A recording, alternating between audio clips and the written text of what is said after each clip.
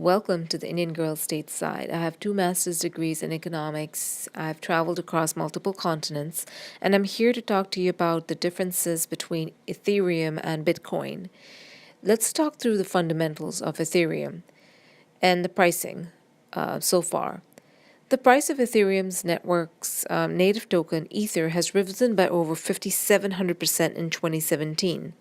The market valuation of Ethereum recorded a 60-fold increase from $700 million to $45 billion, officially becoming the best performing cryptocurrency in the market year to date. Ethereum's main purpose is to serve as a platform to create and run decentralized applications. To ensure that the network runs smoothly, Ethereum needs crypto fuel called gas or ether to perform operations. Think of it as payment which rewards the nodes for solving blocks in the chain.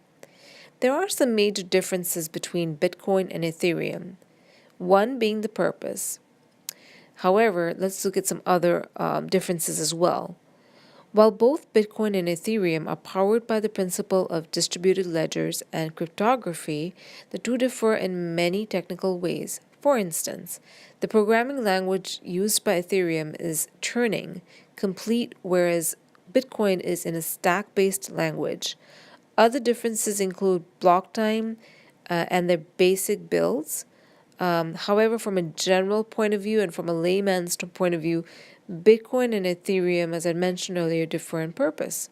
While Bitcoin is created as an alternative to regular money and is thus a medium of payment transaction and a store of value, Ethereum is developed as a platform which facilitates peer-to-peer contracts and applications via its own currency vehicle.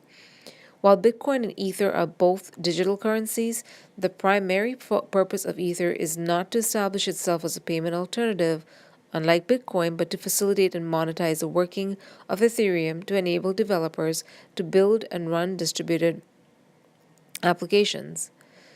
So continuing with the purpose of Ethereum, Ethereum gives developers a means to raise funds for various applications. So think of it as Kickstarter, but a self-contained Kickstarter. For your new project, you can set up a contract and seek pledges from the community. The money that is raised will be held until the goal is reached or until an agreed upon date. The funds are then released back to the contributors if the goal is not met, or it goes on to the project if it is successful. Other differences or smaller aspects of differences that there's Bitcoin's average block time is about 10 minutes, and some places I've heard that it's like 14 minutes, but irrespective of that, while Ethereum aims to be at 12 seconds, so it's basically from minutes to seconds. This quick time is enabled by Ethereum's Ghost protocol or GHOST protocol. A faster block time means that confirmations are quicker. However, there are also more orphan blocks. Another key difference between them is their monetary supply. More than 2/3 of all available Bitcoin have already been mined, with the majority going to early miners. Ethereum raised its launch capital with a pre-sale, and only about half of its coin will have been mined by its 5th year of existence.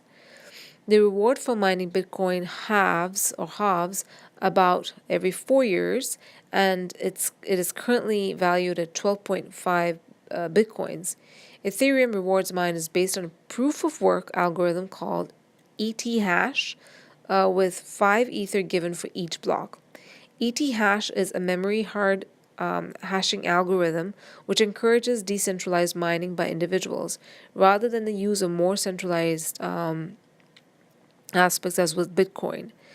Bitcoin and Ether also cost their transactions in different ways. In Ether, it is called gas, and the costing of transactions depends on their storage needs, complexity, and bandwidth usage. In Bitcoin, the transactions are limited by the block size and they compete equally with each other. Ether features its own Turing and, as mentioned earlier, complete internal code, which means that anything can be calculated with enough computing power and enough time. Bitcoin, however, does not have this capability.